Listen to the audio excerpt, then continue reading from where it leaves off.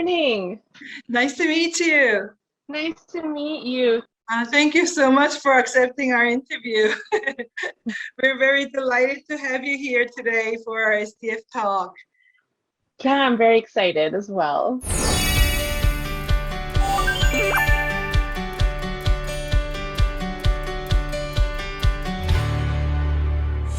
Can you tell us a little bit about your orchestra? Sure. Well, in the history is that Orpheus was formed in 1972. So we're almost coming up to our 50th anniversary, which is amazing.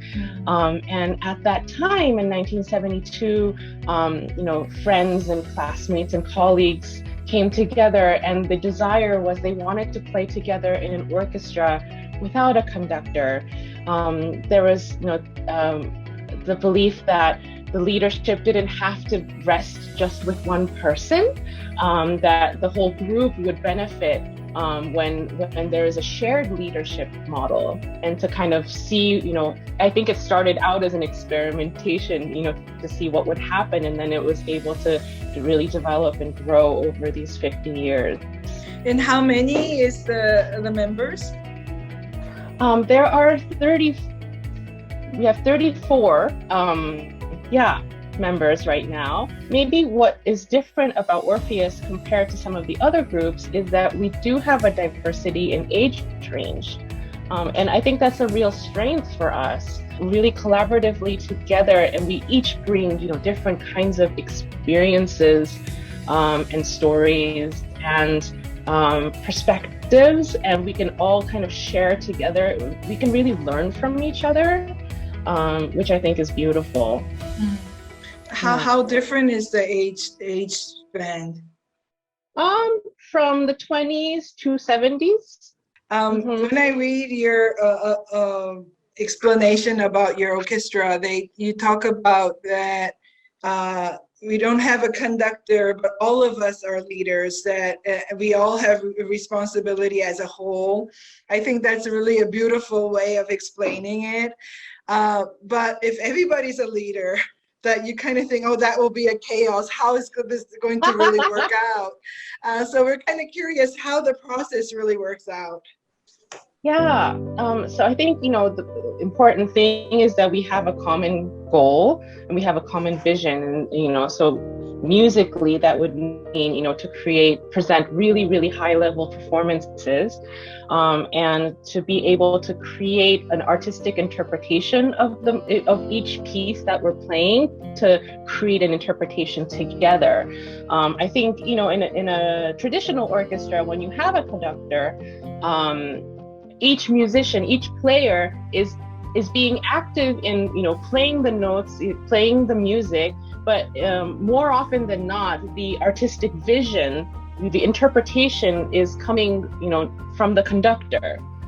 But in Orpheus, then, we want every single person to be involved in the creation of that interpretation and how that music is going to happen and flow. And and so they're actually, I think, the way that it doesn't dissolve into chaos is that there are different kinds of leadership. And so for each piece, we have, people chosen to be in the principal positions. So there's a concertmaster committee that chooses the concertmaster. And then each other section, for example, the cellos, they'll decide amongst themselves, okay, I'll play principal for, this piece, and then this person will play principal for this other piece. And so each piece, that the responsibility of being the principal player changes. And then, when you're in that principal seat, you are kind of, steering the conversation in the rehearsals about, where this is going artistically. However, I think what is really neat about Orpheus is that even if you're not in that principal seat, you are always welcome to also contribute an idea. And the idea behind that is that if you're sitting in a different spot in the orchestra, you might hear differently. You might hear, something that somebody in the front might not be able to hear. And so then your contribution, your feedback becomes very valuable. How many is the principal players that you said that each piece has a principal players that first talk about it? How many are them? So, if we were, for example, doing, a larger piece, it would be, first violin, second violin, viola, cello, bass, and then, flute, oboe, clarinet, bassoon, horn, trumpet. So maybe, like 10, 12 people or so. Each instrument is represented in some ways. Yeah. Isn't there a rivalry among the instruments that like violin, if you have more people in the violin side, that their voice is a little bit louder, or does that happen? Or no, I think we're pretty good about finding that balance. I think one of the hard things of everyone really participating is, knowing when to listen more, because the great thing about Orpheus is that everyone is really wants to participate, wants to be active, has strong ideas, and those are all great things. But sometimes then you also need to learn when maybe I don't need to speak. Or when can I really listen and try to understand where someone else is coming from, and that's something that I think we all hone over the years. What do you think is the biggest strengths of Orupeus Chamber Orchestra compared to other orchestra? I think so. Part of the preparation for playing in Orpheus is that you have to learn your own part, so that you can play, but then you also have to study the full score, and the full score has all every instrument, and so at any point in the music you need to know what the other instruments are doing, and so that you can react to them, you can really listen for them, and to be able to know the score, know the piece like really inside and out, I think is what contributes to the strength of our performances, like that we can really react off of each other. So I think the benefit of being able to work as Orpheus does is that we can take risks on stage together, and then we feel like with every performance we're creating. I think it's we're never trying to recreate what we did the last time, or that we're trying to recreate something we did in a rehearsal. It's like every time we come to a performance, it's fresh, it's a new experience. What is the relationship with Harvard? There was a study by Professor Richard Hackman from Harvard, who's an organizational psychology professor at the business school, and he did a study about job satisfaction in various in industries, and he found that for musicians in traditional orchestras, the job satisfaction was on the low side. And then he saw that Orpheus was weird because we were in orchestra, but it didn't match up with what the data that he had for the other orchestras. So I think that got him interested in doing a case study of Orpheus. I think that may have happened maybe in the early 90s.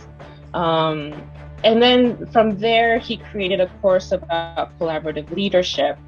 And I think from there, the orchestra also, was collaborating with him, and then eventually created an event on our kind of from that called the process demo, where we would demonstrate our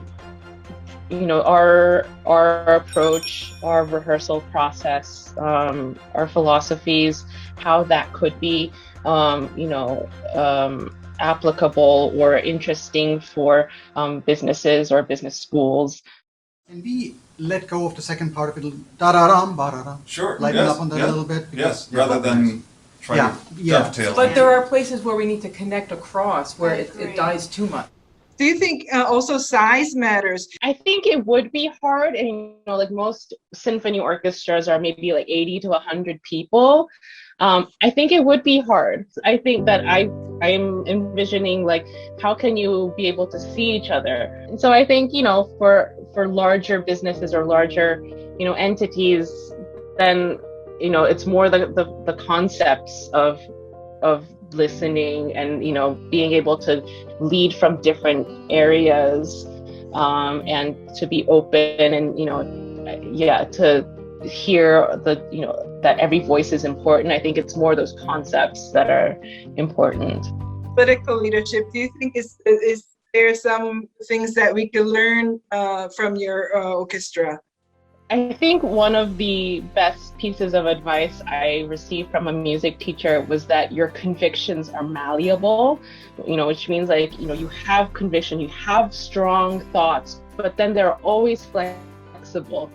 And to kind of keep that, as a guiding principle is really, I think important. Being able to listen to each other, to have, I think Orpheus works because, of the respect that we have for each other.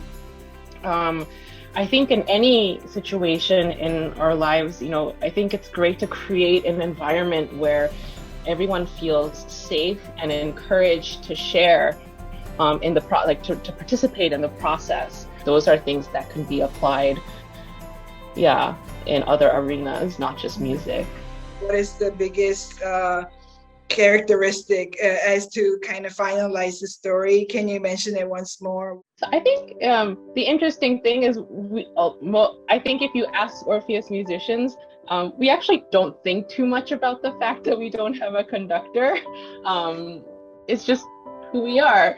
And I think, we were all drawn to Orpheus because we have this high value on collaboration and being part of a creative process together. It sounds very ideal, but if there's someone who's not as cooperative, then what happens? I mean, I think because who we are, like, we would first try to hear this person out. What are they reacting to that, that they feel is not working, or how can we incorporate some of their ideas into the rehearsal process. Like, let's try them, because then it's hard because it's not about yourself, right? It's I would hope that if the person who is having a more challenging time, that they would realize that too, that you can think beyond yourself. In spite of that, why do you think you have to do it together? Then everyone, I think, feels ownership of what you're creating. I think that's a big thing. And so when you're at the performance, that you were together, just involved and really active in what you're about to share with the audience. And so I think it brings a different level of commitment and excitement, and that will hopefully be translated through the music to the listener. Are you coming to Korea? I saw they had Korea mentioned on the website. In May of 2022, we're going to be going to Korea with Bomsori Kim, violinist, for several concerts, and I hope there will be, I think, more details coming soon. So if you stay tuned to our website, I'm sure they'll be up there. We're very excited to get to go to Korea. Yeah, I hope to see you in person next year. Yes, maybe. That would be great to get to meet you in person. Okay. Thank you. Thank you. Bye-bye. Bye.